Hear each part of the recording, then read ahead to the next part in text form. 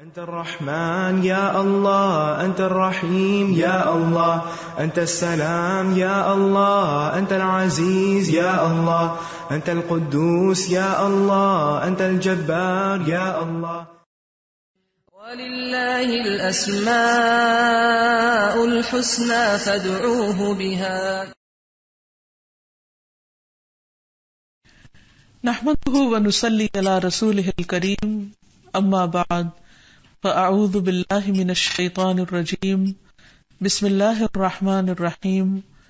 رب اشرح لي صدري ويسر لي أمري واحلل عقدة من لساني يفقهوا قولي. ناظرین، پروگرام اللہ کے خوبصورت نام کے ساتھ آپ کی خدمت میں حاضر ہے. آج ہم انشاءاللہ اللہ سبحانہ وتعالی کے نام الدیان پر بات کریں گے. الدیان کا معنی ہوتا ہے بدلہ دینے والا. الدیان کے کئی ایک معنی ہیں، لیکن مشہور معنی یہی ہے. الدیان کا لفظ قرآن مجید میں نہیں آتا، لیکن حدیث میں اس کا ذکر ملتا ہے. قیامت کے دن جب سور پھونکا جائے گا اور ساری مخلوق کا حشر ہوگا، سب لوگ اکٹھے ہوں گے، اس وقت اللہ سبحانہ وتعالی سب کو پکارے گا اور فرمائے گا، انا الملک انا الدیان، میں ہوں بادشاہ، میں ہوں بدلہ دینے والا. آج کوئی شخص جنت میں نہیں جا سکتا جب تک کہ وہ بدلہ نہ دے دیے اس چیز کا جو کسی کا اس پر حق ہے، اور اسی طرح کوئی شخص جہنم میں نہیں جا سکتا جب تک کہ وہ بدلہ نہ دے دے اس چیز کا جس کا اس پر حق ہے. یعنی اگر دنیا میں کسی نے کسی پر کوئی بھی ظلم کیا ہے یا کسی کا کوئی حق مارا ہے تو وہ اسے قیامت کے دن لوٹانا ہوگا، دینا ہوگا. بہرحال ہم قرآن و سنت کی روشنی میں اس نام کے اور بھی معنی دیکھیں گے، اور ہم دیکھتے ہیں کہ پھر اس نام کو سمجھنے کے بعد ہماری زندگی پر کس قسم کے اثرات مرتب ہونے چاہیے. تو سب سے پہلی بات تو یہ کہ اللہ سبحانہ وتعالی جو الدیان ہے، تو الدیان وہ جس کی اطاعت کی جائے، یعنی ساری مخلوقات جس کے آگے جھکی ہوئی ہیں اور جو سب پر قاہر ہے، غالب ہے، جو سب کو مغلوب کیے ہوئے ہے، کوئی بھی اس کے قبضہ قدرت سے باہر نہیں.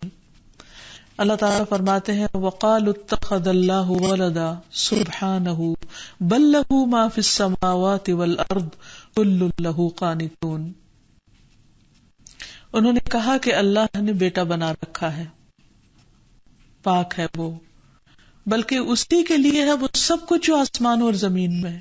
یعنی اسے صرف ایک بیٹے کی ضرورت نہیں ہے، ہر چیز اسی کی ملکیت ہے، اسے کسی بھی چیز کی محتاجی نہیں، وہ ہر چیز کا مالک ہے، سب کچھ اسی کے قبضہ قدرت میں ہے. کل لہو قانتون، سب کے سب اس کے تابعدار ہیں، فرما بردار ہیں. اسی طرح ایک اور جگہ پر بھی آتا ہے کہ ان کل من فی السماوات والارض، جو بھی کوئی آسمانوں اور زمین میں ہے، چاہے انسان ہے یا کوئی اور مخلوقات ہے، الا آت الرحمن عبدا، مگر وہ رحمان کے پاس بندہ بن کے آنے والے، غلام بن کے آنے والے. تو اس سب کا اصل حاکم اللہ سبحانہ وتعالی ہی ہے، سب کچھ اسی کے کنٹرول میں ہے. اور پھر زمین و آسمان کی ہر چیز اس کے آگے جھکی ہوئی ہے، سجدہ ریز ہے، اس کی تسبیح بیان کر رہی ہے. اور اللہ سبحانہ وتعالی ہی دراصل ان سب کی عبادت کا مستحق ہے اور سب کی اطاعت کا مستحق بھی وہی ہے. پھر اسی طرح دیان کا معنی ہے جزا سزا کے دن فیصلہ کرنے والا. یعنی دنیا میں تو اللہ سبحانہ وتعالی نے جیسا جس کو چاہا بنایا، جس کے حق میں جو تقدیر چاہی لکھی، لیکن قیامت کے دن بھی لوگوں کے اعمال کا بدلہ وہی دے گا اور پورے کا پورا اختیار اسی کا ہوگا. سورۃ الفاتحہ میں آتا ہے مالک یوم الدین، کہ وہ یوم الدین کا مالک ہے. دین کا مطلب عبادت بھی ہوتا ہے اور دین کا مطلب بدلہ بھی ہوتا ہے.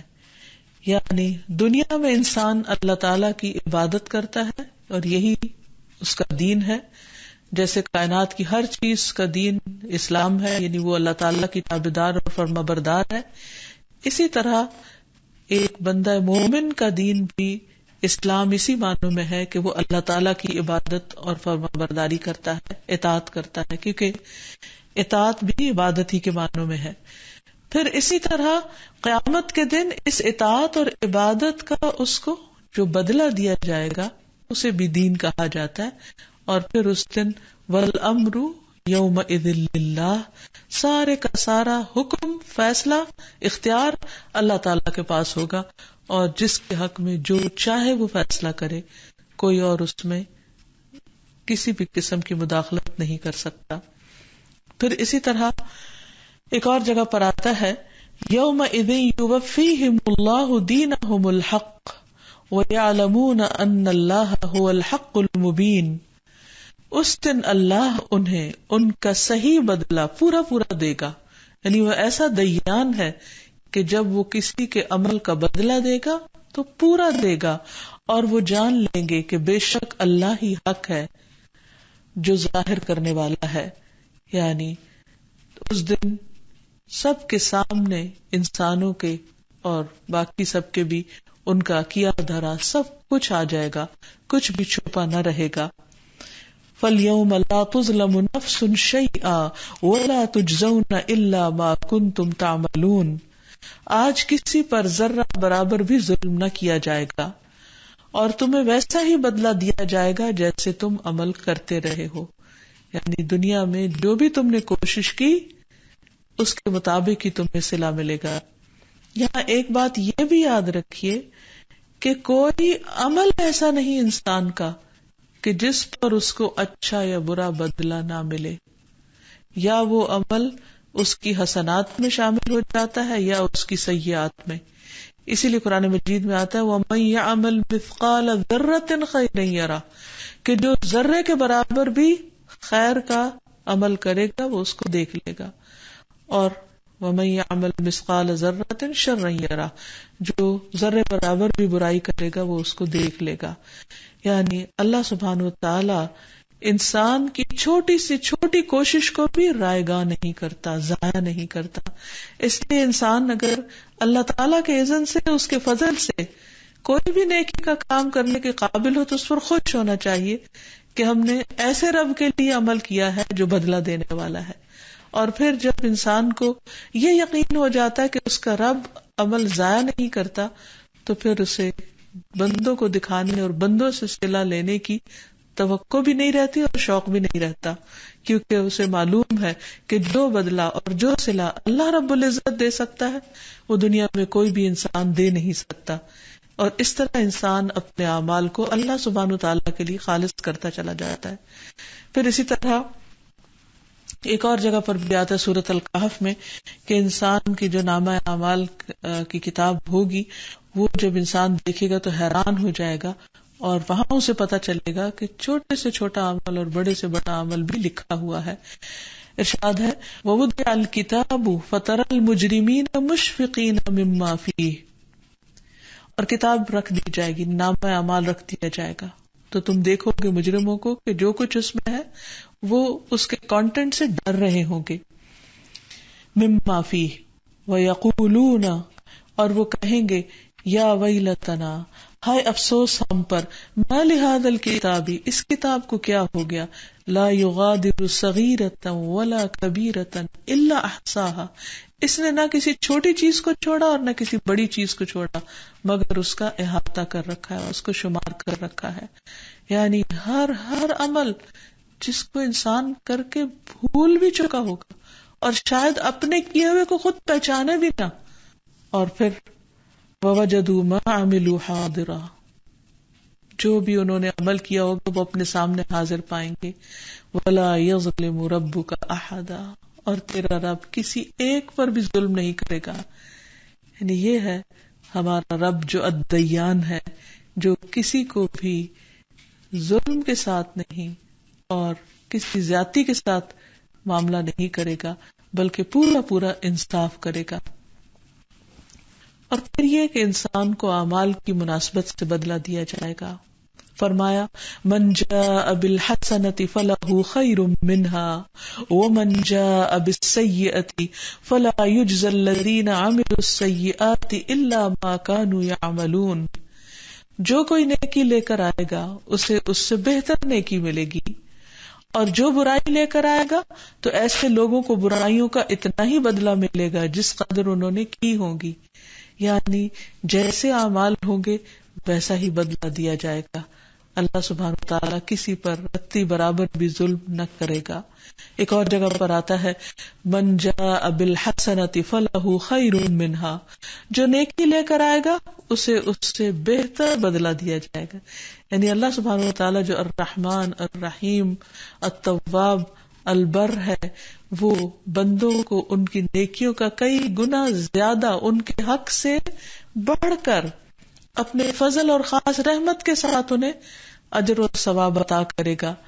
وَهُم مِّن فَزَعٍ يَوْمِئِذٍ آمِنُونَ، اور وہ اس دن کی گھبراہٹ سے بالکل امن میں ہوں گے. وَمَن جَاءَ بِالسَّيِّئَةِ فَكُبَّتْ وُجُوهُهُمْ فِي النَّارِ هَلْ تُجْزَوْنَ إِلَّا مَا كُنتُمْ تَعْمَلُونَ. اور جو برائی لے کر آئے گا تو ایسے لوگ اوندھے منہ جہنم میں پھینک دیے جائیں گے، اور کہا جائے گا تمہیں اتنا ہی بدلہ ملے گا جو تم کام کرتے رہے. یعنی یہ تمہارے اپنے ہی اعمال ہیں جن کی وجہ سے تم اس جہنم میں جا رہے ہو. اللہ سبحانہ وتعالی کسی پر ظلم نہیں کرتا. پھر اسی طرح سب حقداروں کو پورا پورا حق دے دیا جائے گا. زبیر رضی اللہ عنہ کہتے ہیں کہ جب یہ آیت نازل ہوئی انک میت وانہم میتون، تو میں نے کہا اے اللہ کے رسول، کیا ہمیں مخصوص گناہوں کے ساتھ ساتھ آپس کی رنجشوں کی نتائج بھی بھگتنے کے بعد آخرت میں جواب دہی کا سامنا کرنا پڑے گا؟ آپ نے فرمایا ہاں، تمہیں بار بار تکلیف دی جائے گی یہاں تک کہ ہر حقدار کو اس کا پورا پورا حق لوٹا دیا جائے. یعنی کوئی ایک بھی حق والا ایسا نہیں ہوگا کہ جس کا دنیا میں حق مارا گیا ہو اور قیامت کے دن اس کو اس کا حق دلوایا نہ گیا ہو. یہ ہے الدیان، جو بدلہ دینے والا ہے اور مظلوموں کو ظالموں سے پورا پورا حق دلوانے والا ہے. رسول اللہ صلی اللہ علیہ وسلم نے فرمایا قیامت کے دن تم لوگوں سے حقداروں کے حقوق ادا کروائے جائیں گے، یہاں تک کہ بغیر سینگ والی بکری کا بدلہ سینگ والی بکری سے لے لیا جائے گا. یعنی انسان تو انسان، جانوروں کے بھی آپس میں حقوق کے تبادلے ہوں گے. پھر اسی طرح مالی معاملات میں ایک درہم کا بھی حساب ہوگا، کیونکہ حساب تو حساب ہے. رسول اللہ صلی اللہ علیہ وسلم نے فرمایا جس کی موت ایسی حالت میں آئے گی کہ اس کے ذمے ایک اشرفی یا ایک درہم ہوگا، ایک کوائن، تو اس کی ادائیگی اس کی نیکیوں سے کی جائے گی، کیونکہ وہاں پر کوئی اشرفی یا درہم نہیں ہوں گے. یعنی انسان کو اپنے عمل سے صلہ دینا ہوگا، لیکن اگر اس کے عمل ختم ہو گئے تو دوسرے کی برائیاں اس کے پلے ڈال دی جائیں گی. رسول اللہ صلی اللہ علیہ وسلم نے فرمایا روز قیامت ایسا آدمی آئے گا جسے یہ امید ہوگی کہ وہ اپنی نیکیوں کے بلبوتے پر نجات پا جائے گا. وہ سمجھے گا میں بہت نیک ہوں اور مجھے میری نیکیاں چھڑا لیں گی، بچا لیں گی. اس نے جن پر ظلم کیا ہوگا وہ آ کر اس کی نیکیاں لیتے جائیں گے حتیٰ کہ اس کی ساری نیکیاں ختم ہو جائیں گی. لیکن پھر ایک اور مظلوم آ جائے گا. اب اس کی حسنات تو ختم ہو چکی ہوں گی، لہذا مظلوم کی برائیاں اس کی برائیوں میں ڈال دی جائیں گی، اور اس طرح مظلوم کی سزا یہ ظالم بھگتے گا.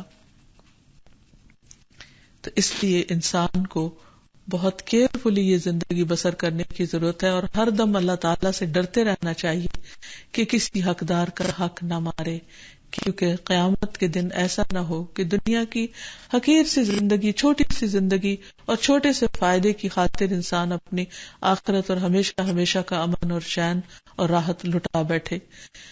رسول اللہ صلی اللہ علیہ وسلم نے ہمیں یہ بھی بتایا کہ سب سے پہلے قتل کے مقدمات میں فیصلہ ہوگا. پھر اسی طرح دیان کا مطلب ثواب یا سزا دینے والا بھی ہے. اللہ سبحانہ وتعالی بندوں کو ان کے اعمال پر ثواب یا سزا عطا کرے گا، اور اس میں وہ پورے انصاف سے کام لے گا.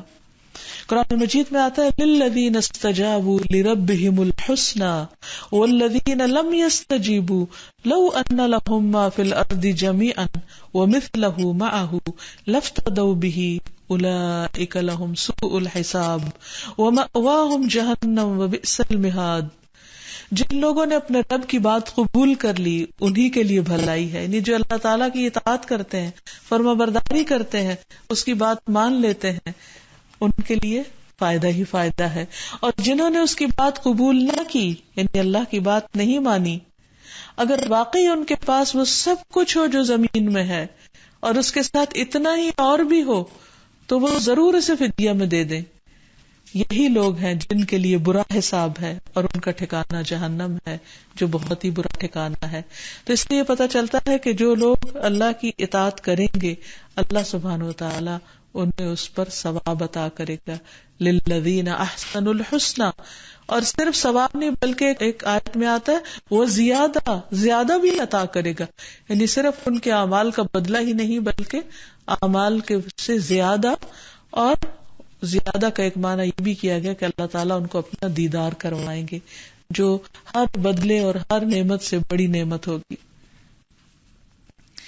پھر اسی طرح یہ ہے کہ قرآن مجید میں بہت واضح انداز میں بعض اعمال کی سزا بتائی گئی ہے، اور اس میں ایک عام قاعدے کی بات یہ ہے کہ سزا جو ہے وہ جنس عمل سے ہے، یعنی جس قسم کا عمل ہوگا اس قسم کی سزا ہوگی. اور اس کے بارے میں بھی احادیث میں بہت سی تفصیلات ملتی ہیں. پھر اسی طرح اللہ تعالیٰ کن کن کاموں پر جنت دینے والا ہے اس کی تفصیلات بھی ہمیں ملتی ہیں. مثلا سب سے پہلے بنیادی عبادات پر رسول اللہ صلی اللہ علیہ وسلم نے فرمایا جو شخص اللہ اور اس کے رسول پر ایمان لائے اور نماز قائم کرے اور رمضان کے روزے رکھے تو اللہ پر حق یہ ہے کہ وہ اسے جنت میں داخل کر دے گا.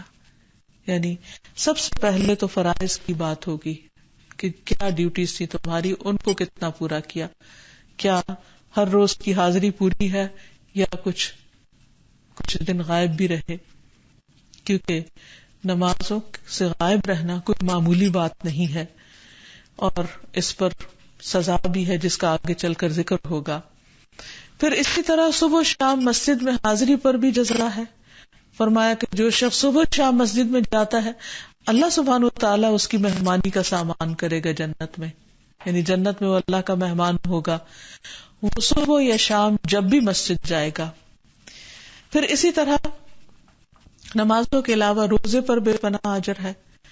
جس شخص کا روزے کی حالت میں خاتمہ ہوگا تو وہ جنت میں داخل ہوگا، اور شرط یہ ہے کہ وہ اللہ کی رضا کی خاطر رکھا گیا ہو، نہ کہ ڈائٹنگ کے لیے یا صرف لوگوں کو دکھانے کے لیے. پھر اسی طرح صدقہ دینے پر جزا بتائی گئی. نبی صلی اللہ علیہ وسلم نے فرمایا جو شخص اللہ کی رضا کے لیے صدقہ کرے اور اسی پر اس کا اختتام ہو تو وہ جنت میں داخل ہوگا. پھر اسی طرح صلہ رحمی کرنے پر ایک شخص نبی صلی اللہ علیہ وسلم کے پاس آیا اور کہنے لگا مجھے ایسا عمل بتا دیجئے کہ جو مجھے جنت سے قریب کر دے اور دوزخ سے دور کر دے. آپ نے فرمایا اللہ کی عبادت کرو، اس کے ساتھ کسی کو شریک نہ ٹھہراؤ، نماز قائم کرو، زکوٰۃ ادا کرو اور اپنے رشتہ داروں کے ساتھ اچھا سلوک کرو، صلہ رحمی کرو، یعنی ان کے ساتھ جوڑ کر رکھو تو تمہیں جنت نصیب ہوگی. اسی طرح کھانا کھلانا جنت میں لے جانے والے کاموں میں سے ایک کام ہے. ہانی بن یزید کہتے ہیں میں نے کہا اے اللہ کے رسول صلی اللہ علیہ وسلم کون سی چیز جنت کو واجب کرتی ہے؟ آپ نے فرمایا تم عمدہ کلام اور کھانا کھلانے کو لازم پکڑ لو. یعنی اگر تم چاہتے ہو کہ جنت میں جاؤ تو اس کے لیے یہ دو کام کرو کہ لوگوں سے اچھے طریقے سے بات کرو اور ان کی بھوک مٹانے کا انتظام کرو. اسی طرح جہاں ایک طرف اللہ تعالیٰ الدیان اچھے کاموں پر جزا دینے والا ہے، وہاں دوسری طرف اللہ سبحانہ و تعالیٰ ایسا الدیان ہے جو برے کاموں پر سزا دینے والا بھی ہے. اس کے بارے میں سب سے پہلی چیز جو ہمیں پتہ چلتی ہے جو گناہوں میں سب سے بڑا گناہ ہے وہ شرک کا ہے کہ شرک کرنے پر اللہ تعالیٰ نے جنت کو حرام قرار دے دیا. فرمایا انہ من یشرک باللہ فقد حرم اللہ علیہ الجنۃ ومأواہ النار واضح انداز میں صاف صاف بتا دیا گیا کہ جو شخص اللہ سے شرک کرتا ہے اللہ نے اس پر جنت حرام کر دی ہے اور اس کا ٹھکانہ جہنم ہے.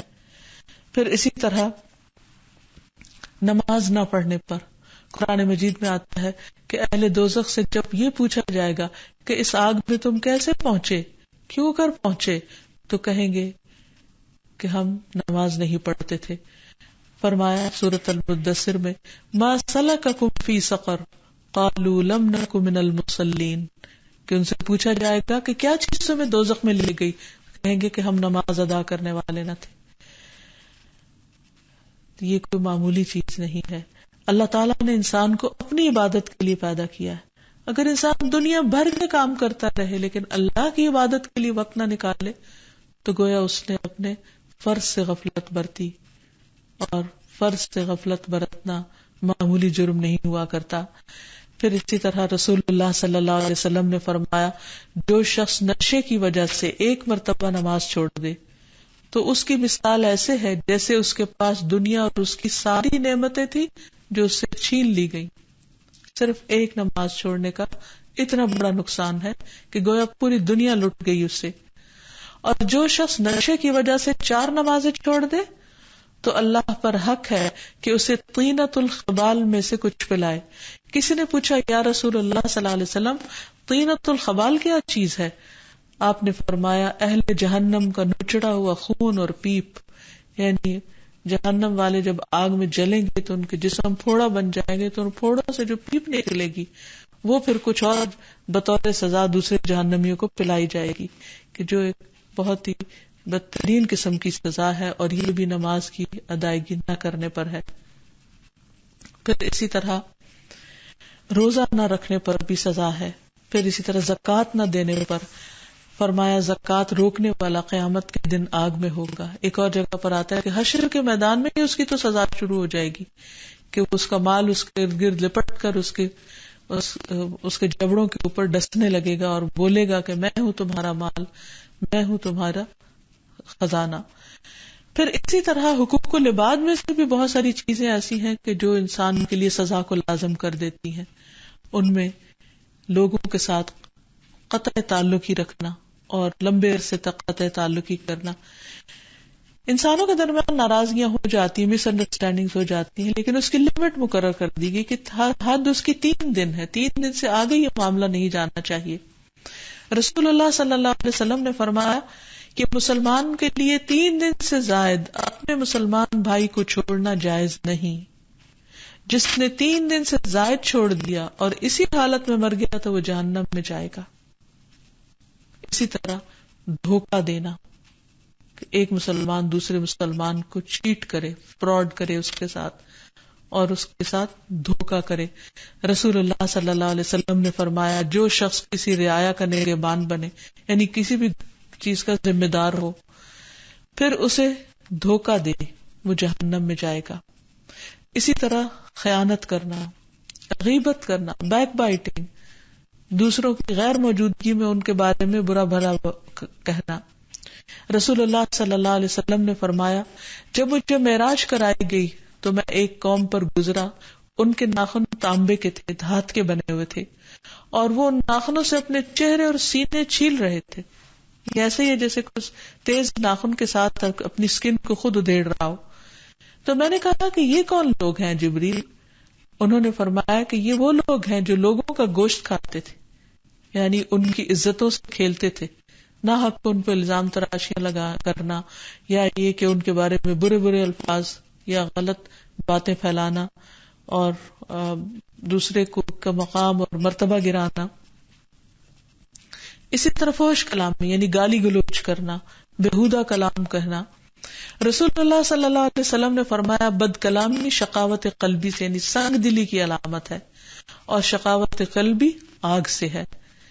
پھر اسی طرح زبان سے دوسروں کو کسی بھی قسم کی تکلیف دینا، یہ انسان کے اپنے لیے تکلیف دہ ہو جائے گا. ابو ہریرہ رضی اللہ عنہ سے مروی ہے کہ ایک آدمی نے کہا یا رسول اللہ صلی اللہ علیہ وسلم فلاں عورت کثرت سے نماز، روزہ اور صدقہ کرنے میں مشہور ہے، لیکن وہ اپنی زبان سے پڑوسیوں کو ستاتی ہے. نبی صلی اللہ علیہ وسلم نے فرمایا وہ جہنمی ہے. اب آپ دیکھیے ایک طرف وہ نماز روزہ بہت کچھ صدقہ خیرات کر رہی ہے اور دوسری طرف زبان کی تیز ہے کہ ہر ایک کا دل دکھا رہی ہے، ہر ایک کے ساتھ برا سلوک کر رہی ہے. تو اس کے لیے نماز روزہ پھر آڑ نہیں بنے گے. تو یہ اللہ سبحانہ وتعالیٰ چونکہ الدیان ہے، لوگوں کے اعمال کو دیکھ رہا ہے، ان کے اعمال کو گن رہا ہے اور ان کا حساب رکھ رہا ہے، تاکہ قیامت کے دن جس بھی شخص پر کوئی ظلم ہوا ہو اس کو اس کا بدلہ دلوایا جا سکے. تو یہ بھی اسی قسم میں سے آتا ہے. پھر اسی طرح جھوٹ بولنے پر صحیح حدیث میں آتا ہے جھوٹ جو ہے وہ برائی کی طرف رہنمائی کرتا ہے اور برائی جو ہے وہ جہنم کی طرف انسان کو لے جاتی ہے. پھر اسی طرح تکبر کرنا، جس کے دل میں رائی کے دانے برابر بھی تکبر ہو وہ جنت میں نہیں جائے گا. یعنی تکبر کیا ہے؟ حق کا انکار کر دینا اور لوگوں کو حقیر سمجھنا. پھر اسی طرح قتل کرنے پر، یعنی قاتل اور مقتول دونوں کے لیے جہنم کی بات کی گئی، کیونکہ دونوں کا ارادہ ایک دوسرے کو قتل کرنے کا تھا. تو اللہ سبحانہ وتعالیٰ کا یہ نام یعنی الدیان، بدلہ دینے والا، ایک بہت ہی اہم نام ہے. جب انسان کو اس نام کی سمجھ آ جائے تو پھر انسان کی عملی زندگی میں اس کے مطابق تبدیلی واقع ہونی چاہیے. وہ کیا؟ سب سے پہلی بات تو یہ کہ انسان قیامت کے دن کی تیاری کرے، اپنے رب سے ملاقات کی تیاری کرے، جس دن رب یہ فرمائے گا انا الملک انا الدیان، میں ہوں بادشاہ، میں ہوں دیان. اور اس وقت ہر شخص اپنے رب کے حضور کھڑا ہوگا اور اپنے رب سے ملاقات کرے گا اور اس کے اعمال ہی اس کے ساتھ ہوں گے، کوئی اور بیچ میں سفارشی نہ ہوگا. تو ایسے وقت سے انسان ڈرے اور اس کی تیاری کرے، جیسے قرآن مجید میں آتا ہے واتقوا اللہ واعلموا انکم ملاقوہ، اللہ سے ڈرو اور جان لو کہ تم اس سے ملاقات کرنے والے ہو. تمہیں اپنے رب سے ملنا ہے، ایک دن اس کے سامنے جا کے ٹھہرنا ہے، اس دن کی تیاری کر لو. پھر اسی طرح انسان موت کو یاد رکھے، کیونکہ موت تو آنی ہی آنی ہے. انسان کے پاس کچھ بھی دنیا میں سے ہو، کتنی بھی اچھی صحت ہو، کتنا بھی زیادہ علم ہو، کتنی بھی دولت ہو، کتنا بھی بڑا مقام، مرتبہ، سٹیٹس ہو، لیکن موت انسان کو ہر چیز سے خالی کر دیتی ہے، ہر چیز فنا کر دیتی ہے. خود انسان جب اس کا اپنا جسم اور جان باقی نہیں رہتے تو اس سے متعلق ساری چیزیں اس کے لیے بیگانہ ہو جاتی ہیں. تو اس لیے انسان ان میں سے کسی بھی چیز پر تکبر نہ کرے اور کسی بھی چیز کی وجہ سے دھوکے میں نہ رہے، کیونکہ ان میں سے ایک ایک بے وفا ہے اور انسان کو چھوڑ جانے والی ہے. تو اس لیے انسان حقیقت پسند ہوتے ہوئے کہ ایک دن مجھے مرنا ہے، اپنی موت کی تیاری شروع کر دے. کیونکہ جو چیز پیش آنی ہی آنی ہے، جس سے انسان بھاگ ہی نہیں سکتا، کہیں کوئی دنیا میں طریقہ ہے ہی نہیں کہ انسان اس سے فرار حاصل کر سکے. اور اللہ تعالیٰ نے چیلنج کیا ہے قُلْ لَن يَنْفَعَكُمُ الْفِرَارُ إِن فَرَرْتُم مِّنَ الْمَوْتِ، کہہ دیجئے کہ تم موت سے بھاگ سکتے ہی نہیں، خواہ تم بھاگنے کی کوشش کرو، بھاگو بھی تو نہیں بھاگ سکتے. اَيْنَمَا تَكُونُوا يُدْرِككُمُ الْمَوْتُ، جہاں مرضی تم چلے جاؤ، کہیں بھی تم ہوگے موت تمہیں آ پکڑے گی. وہاں وہ تو ہر روز تمہیں دیکھتی، اور جس دن اللہ کا حکم ہوگا وہ آ پہنچے گی، آ ملاقات کرے گی اور چھوڑے گی نہیں. تو اس لیے انسان دن میں کئی بار اپنی موت کو یاد کرے، اور خاص طور پر نماز کے اندر. رسول اللہ صلی اللہ علیہ وسلم نے فرمایا اپنی نماز میں موت کو یاد کرو، کیونکہ جب آدمی نماز میں موت کو یاد کرتا ہے تو ممکن ہے کہ وہ اپنی نماز کو اچھے انداز میں ادا کرے. اور اس آدمی کی طرح نماز پڑھو جسے اس موقع کے بعد نماز پڑھنے کا گمان نہیں ہوتا، وہ سمجھتا کہ اس کی آخری نماز ہے.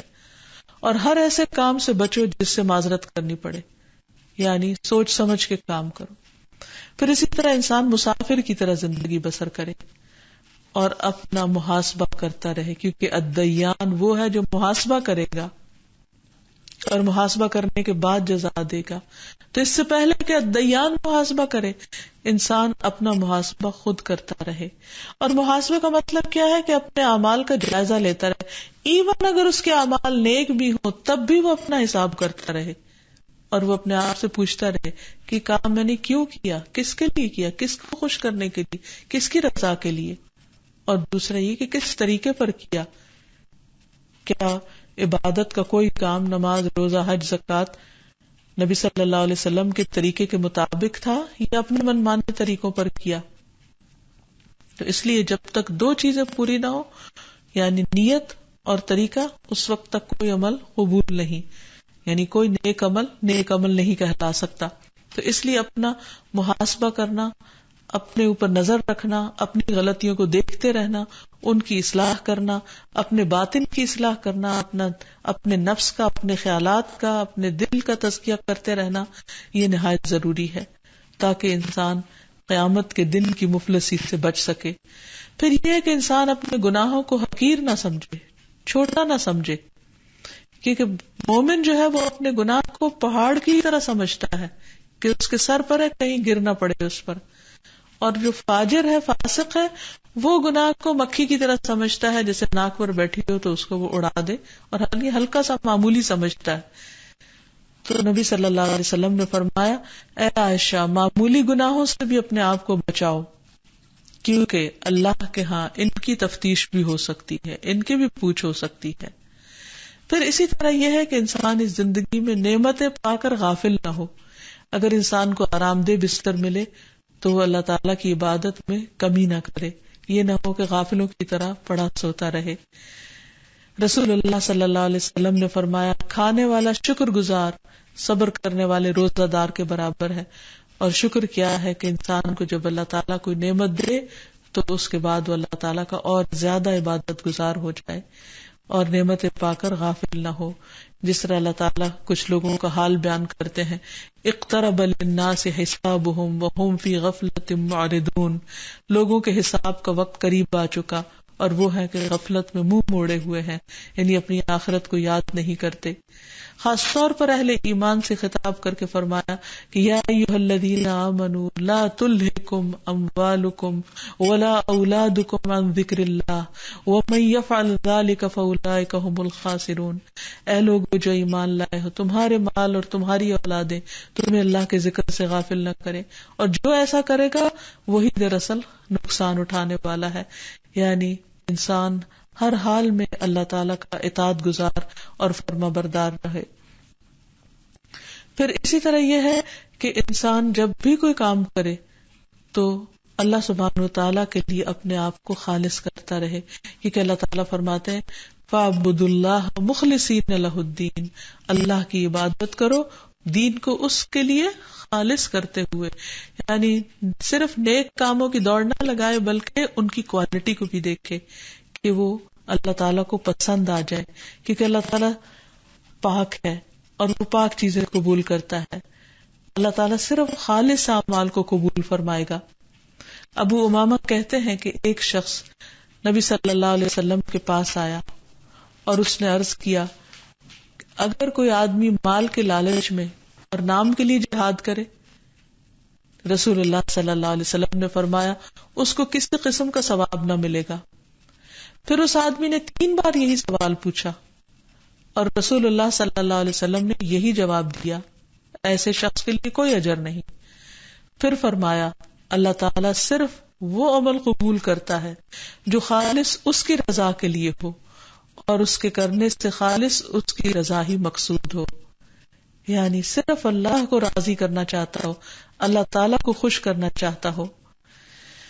اور جب انسان اللہ تعالیٰ کی اس صفت کو جان لے اور اپنے لیے ایک لاہ عمل طے کر لے کہ اسے اپنی زندگی کس طرح گزارنی ہے تاکہ اپنے رب کو راضی کر سکے، تو اس کے ساتھ ساتھ وہ دعا بھی کرے، کیونکہ اللہ سبحانہ وتعالیٰ ہی کا حکم ہے کہ وَلِلَّهِ الْأَسْمَاءُ الْحُسْنَى فَادْعُوهُ بِهَا، اللہ ہی کے لیے ہیں اچھے اچھے نام، تم اسے ان ناموں کے ساتھ پکارو. تو انسان جب اللہ تعالیٰ کو اچھے ناموں کے ساتھ پکارتا ہے اور مخصوص صفات کو یاد کر کے پکارتا ہے تو اس کی دعاؤں میں اور زیادہ چاشنی پیدا ہو جاتی ہے. اور اس سلسلے میں یہ بھی دیکھنا چاہیے کہ نبی صلی اللہ علیہ وسلم نے کس قسم کی دعائیں کی. سب سے پہلی بات تو یہ کہ انسان قیامت کے دن کی رسوائی سے بچنے کی دعا کرے. دنیا میں اگر انسان کی تھوڑی سی بھی بدنامی ہوتی ہے تو اس کی راتوں کی نیندیں حرام ہو جاتی ہیں، لیکن عقل مند وہ ہے کہ جو اپنی آخرت کو دنیا پر ترجیح دیتا ہے اور آخرت کی بدنامی بری شہرت سے بچتا ہے. اور اس کے لیے دعا ہے سورۃ آل عمران میں، ربنا وآتنا ما وعدتنا علی رسلک ولا تخزنا یوم القیامہ انک لا تخلف المیعاد. اے ہمارے رب، ہمیں عطا فرما جس کا تو نے وعدہ ہم سے اپنے رسولوں کی زبانی کیا، اور ہمیں قیامت کے دن رسوا نہ کرنا، بے شک تو وعدے کی خلاف ورزی نہیں کرتا. بنو کنانہ کے ایک صحابی رضی اللہ عنہ سے مروی ہے کہ میں نے فتح مکہ کے سال نبی صلی اللہ علیہ وسلم کے پیچھے نماز پڑھی. میں نے آپ کو یہ دعا کرتے ہوئے سنا، اللہم لا تخزنی یوم القیامہ، اللہ مجھے قیامت کے دن رسوا نہ کرنا. حالانکہ آپ کو اللہ سبحانہ وتعالیٰ نے مکہ فتح کروا دیا اور آپ ایک فاتح کی حیثیت میں مکہ میں داخل ہوئے ہیں، اور آپ کو اللہ تعالیٰ نے دنیا میں کامیابیاں عطا کی اور اللہ تعالیٰ آپ سے راضی ہو گیا. اس کے باوجود آپ اللہ تعالیٰ سے ڈرتے ہیں اور کہتے ہیں یا اللہ مجھے قیامت کے دن رسوا نہ کرنا. دوسری بات یہ ہے کہ انسان اپنے واپس لوٹنے کے دن کو یاد کرتا رہے، یعنی آخرت کو کبھی بھی نہ بھولے. ربنا لا تزغ قلوبنا بعد اذ هديتنا وهب لنا من لدنك رحمة انك انت الوهاب. ربنا انك جامع الناس ليوم لا ريب فيه ان الله لا يخلف الميعاد. اے ہمارے رب، ہمارے دل ٹیڑھے نہ کرنا اس کے بعد کہ تو نے ہمیں ہدایت دے دی اور ہمیں اپنے پاس سے رحمت عطا فرما، بے شک تو ہی بے حد عطا کرنے والا ہے. اے ہمارے رب، بے شک تو سب لوگوں کو اس دن کے لیے جمع کرنے والا ہے جس کے آنے میں کوئی شک نہیں. بے شک اللہ وعدے کی خلاف ورزی نہیں کرتا. یعنی اللہ سبحانہ و تعالیٰ نے یہ وعدہ جو کر رکھا ہے کہ وہ سب کو ایک دن جمع کرے گا اور سب کا حساب لے گا اور سب کو ان کے اچھے برے اعمال کی جزا سزا دے گا، تو یہ پورا ہو کر رہنے والا ہے. تو یا رب تو ہمیں اس دن کی رسوائی سے محفوظ رکھنا. پھر اسی طرح صبح و شام انسان اللہ تعالیٰ کی طرف واپس لوٹنے کو یاد رکھے. ابو ہریرہ کہتے ہیں کہ نبی صلی اللہ علیہ وسلم جب صبح کرتے تو فرماتے اللہم بک اصبحنا و بک امسینا و بک نحیا و بک نموت و الیک النشور. اے اللہ، ہم نے تیرے نام کے ساتھ صبح کی اور تیرے نام کے ساتھ شام کی، تیرے نام کے ساتھ ہم جیتے ہیں اور تیرے نام کے ساتھ ہم مرتے ہیں اور تیرے ہی پاس ہمیں پلٹ کر جانا ہے. اور اسی طرح جب شام ہوتی تو آپ دعا کرتے اللہم بک امسینا و بک اصبحنا و بک نحیا و بک نموت و الیک النشور. اے اللہ، ہم نے تیرے نام کے ساتھ شام کی اور تیرے نام کے ساتھ صبح کی اور تیرے نام کے ساتھ ہم جیتے ہیں اور تیرے نام کے ساتھ ہم مرتے ہیں اور ہمیں تیری ہی طرف پلٹ کر جانا ہے. پھر اسی طرح انسان اپنی آخرت کی اصلاح کی دعا کرتا رہے، اپنی دنیا کی بھلائی کی بھی دعا کرتا رہے. ربنا آتنا فی الدنیا حسنۃ وفی الآخرۃ حسنۃ وقنا عذاب النار. اے اللہ تو ہمیں دنیا میں بھی بھلائی عطا فرما اور آخرت میں بھی بھلائی عطا فرما اور ہمیں آگ کے عذاب سے بچا. پھر اسی طرح قیامت کے دن کی عافیت اور معافی کا سوال کرتا رہے. نبی صلی اللہ علیہ وسلم کبھی بھی اس دعا کو صبح و شام نہیں چھوڑا کرتے تھے. اللہم انی اسألک العافیۃ فی الدنیا والآخرہ، آخر تک کہ اے اللہ میں تجھ سے دنیا اور آخرت میں عافیت طلب کرتا ہوں. پھر قیامت کے دن کی خیر کی کثرت کا سوال کرنا کہ اللہ تعالیٰ اس دن کی ہر بھلائی نصیب فرمائے.